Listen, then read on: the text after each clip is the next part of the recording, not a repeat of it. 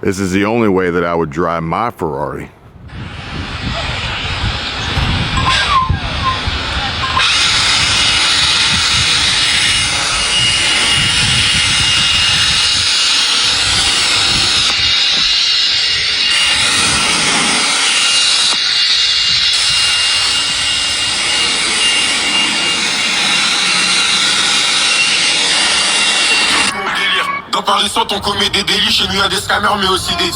I don't know if that was intentional or by accident that it said Hazel Eyes, because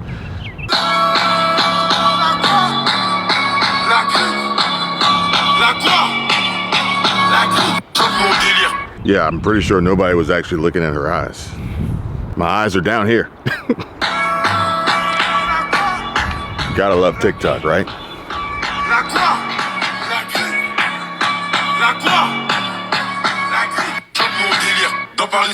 And we have to do the check. We have to do the check for sure. And no surprise here. Well, what do we have here? Just a little bit of a thirst trap. And of course the link tree that takes you elsewhere. This is a business, y'all. It's a business for 18 and up. It's a business for 18 and up. These are the 4 most important wife duties. Number 1 is the most obvious one. Every wife must have sex with her husband. And I know a lot of women will tell me if I don't feel like it, I just don't want to do it. But here's the thing with men. Men need sex more than women do. It's in their... I disagree with that one. I'm not saying that men don't, but I do think women do. Nature. When a man is in a serious relationship, for him, sex is a way to connect. If a wife keeps denying her husband in bed, it doesn't just damage the bond they have, but it also hurts his ego, because he will... I don't know about just hurting the ego, but a constant denial in bed will then ultimately force that need to be satisfied in some other way. I mean, as a wife, as a human being, as a person, if we just look at it from the simple basic element of human satisfaction and or need, if you go and you're hungry and there's no food, well, what are you going to do? You're going to go somewhere where there is. It's basic human nature. Feel that he's not good enough for her. The second wife duty is to accept her husband for who he is. This is one of the most difficult things for any wife, because very often a woman marries a man of whom she sees the potential, so she expects him to live up to that potential. But if he doesn't, she gets disappointed, and that's when... I don't know. I think some women are quite possibly delusional in this reasoning, and therefore make a purchase or engage in this relationship with a false sense of reality or a lack of clear identity of what they're getting themselves into, and quite possibly going into this thinking from the start that, yeah, maybe I can change this. Maybe I can make this and manipulate him into being whoever I want him to be. A woman starts to try to change her man so that he will become that man she thought she married. The third wife duty is to appreciate everything he does for you. Because when you as a wife appreciate what he does for you, he will be inspired to do more for you. Because every husband wants to please his wife. And what many wives don't... Okay, I really do appreciate this woman's, but I'm sure folks, perhaps maybe her husband appreciates just how much work she put into her facial appearance and everything there. Okay, I really do appreciate this woman's effort here to try and entice men to watch her content, or maybe women. I don't think women are buying it. Maybe they are. Again, this is all a business, folks. Create a product that your target market will buy, okay? That they will consume. Now, I'm not entirely sure who this is targeted at exactly, for a variety of reasons. But let me get a second opinion on this one. Let me get a real woman's perspective on this one. see what she has to say about this. So you sent me a TikTok and you asked me to watch it, and you said, what do you think of this? Or who is this targeted towards? And I said, it's targeted towards men who like people like Kevin Samuels and Andrew Tate and things like that. Telling a woman she has to sleep with a man even if she doesn't want to in order to keep him happy, that's not something I would ever want to instill in my daughter. That's wife. She said wife duties. It doesn't matter. It still comes down to the principle of you're telling a woman that in order to keep a man happy, she must have sex with him when he wants. Doesn't matter if it's wife or girlfriend, in my opinion. You're telling a woman that her body is not hers, that it's on the schedule of whatever the man wants. I'm not okay with that. Then telling a woman that a man never has to change and she should be okay with who he is.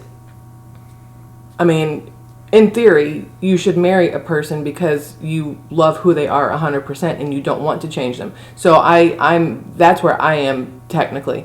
But for her to say that, let's say something changes and the man becomes abusive, becomes an alcoholic, becomes lazy, becomes whatever else, for her to say you have to accept him always and never try to change him, which I hear, or even help him, because that's what that comes down to, is stupid in my opinion, because everything could deteriorate from there.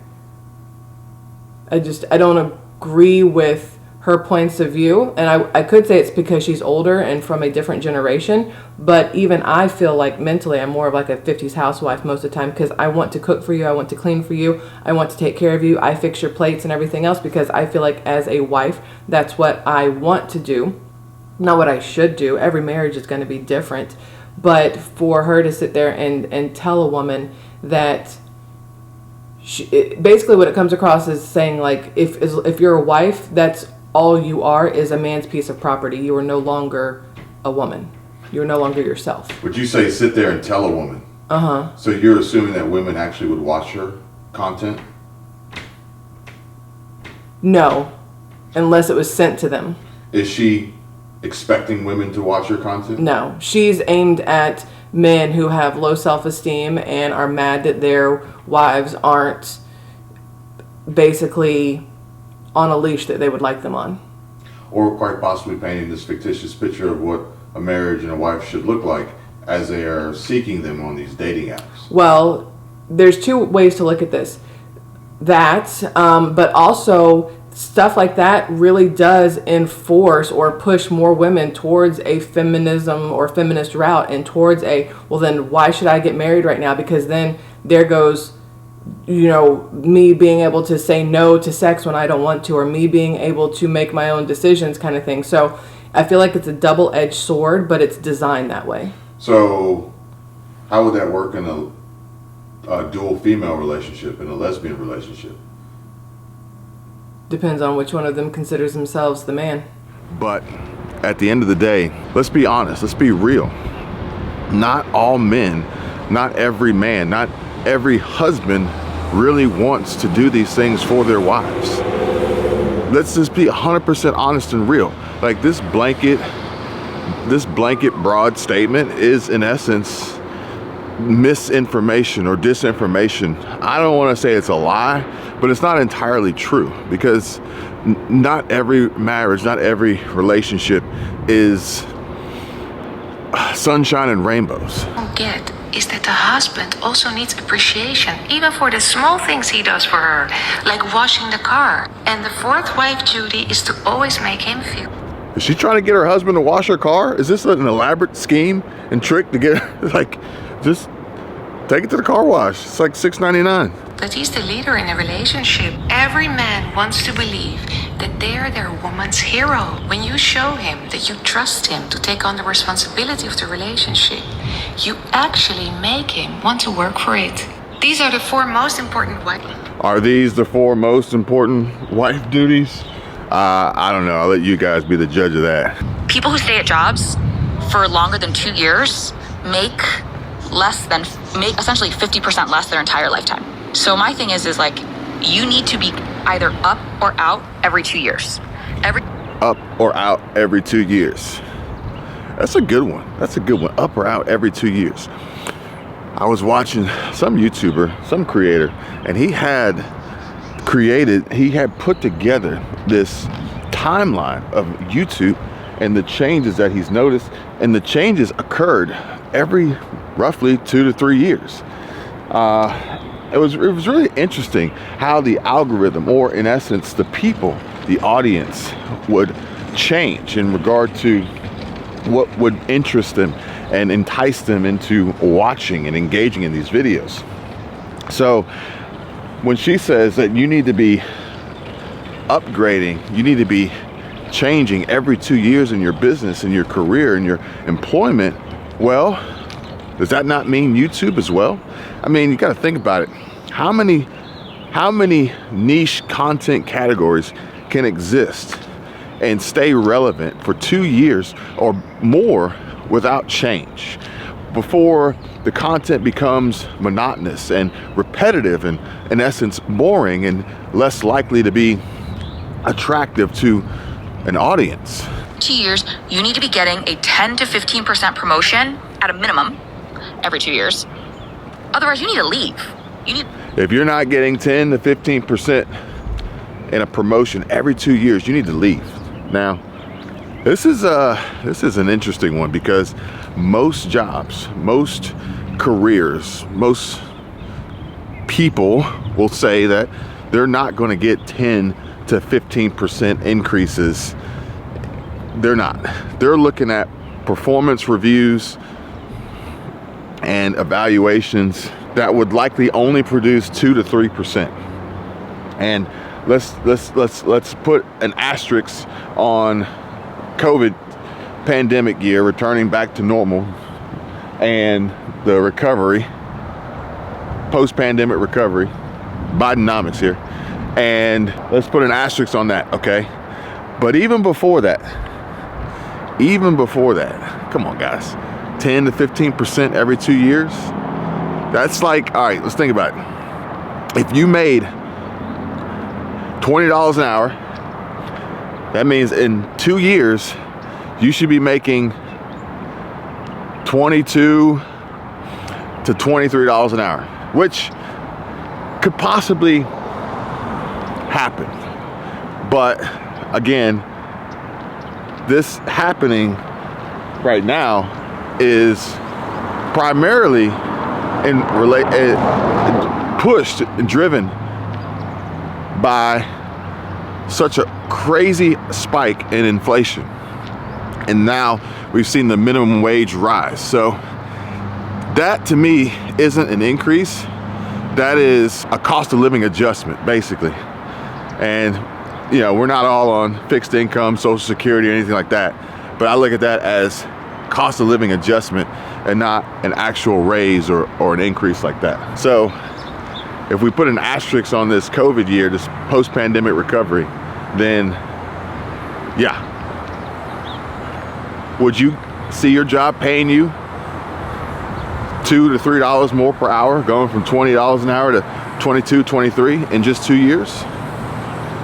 Now, with that, do you see them paying you $25, $26, $27, $28 2 years after that? Because essentially, this compounded interest, this compounded increase, this marginalized, margin-based increase based on percentages makes each increase more than the last. That percentage is huge. If you say, all right, every year I want to earn another $1, that's one thing. But if you say every year I want to earn another 10%, well, that makes the numbers climb drastically, which there's nothing wrong with that at all. And in fact, has to be done in essence, really, because of what we have seen here recently. But that's if you made $20 an hour. What if you made $100,000 a year? So now that means in 2 years, you need to be making 110, 115, right? Do you see that happening? Do you see that happening in whatever career, whatever job that you have? Go somewhere that's going to pay you. Because if you're not doing that, you're going to be making less. And people are like, well, the job market's bad, and like, you know, it's not the great resignation anymore. I agree. I concur. It's not as easy as it was 2-3 years ago.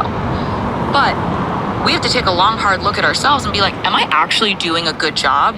Do I deserve a raise? Am I actually doing a good job? Do I deserve a raise? You know, what do you bring to the table? The work that you do. Obviously, for the employer to keep you and pay you, you need to be bringing in more, substantially more in return than what they're paying you to do the job. So what does that look like? Okay, what does that look like? Are they paying you $100,000 a year and you're bringing them $200,000 a year or more? That's really the big question. Because even if you're doing a good job, but the job that you do doesn't bring your employer, your company, your boss, or whomever a substantial return on what they pay you, then it's mathematically impossible for them to pay you more. And or if they did, whether they wanted to or not, that would further compromise the business and hinder its ability to operate. All for the fact that, yeah, you've been doing a good job, but we don't make a lot of money here. You know, if you worked at, you know, a fast food restaurant, they probably make good money over there. But if you work somewhere where they're not turning huge numbers, huge margins, and they're just barely getting by, looking to make maybe a 5% net return on their investment, net profit every year, then there's really no way that would be financially, mathematically, economically possible.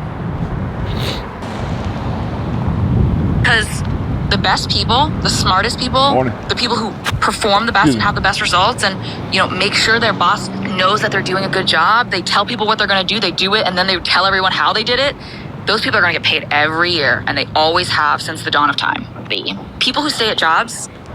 I appreciate her enthusiasm. It's great motivating words, but there's some context missing there that I think is really important, and I think that we should further discuss. I can tell you my problems, meditating my silence, but I keep pushing my pen, rotating my stylus. Brokenness feeling like sin, now no breath, low dollar. Used to be left on red, now all the girls go holler. Now all the girls go fire.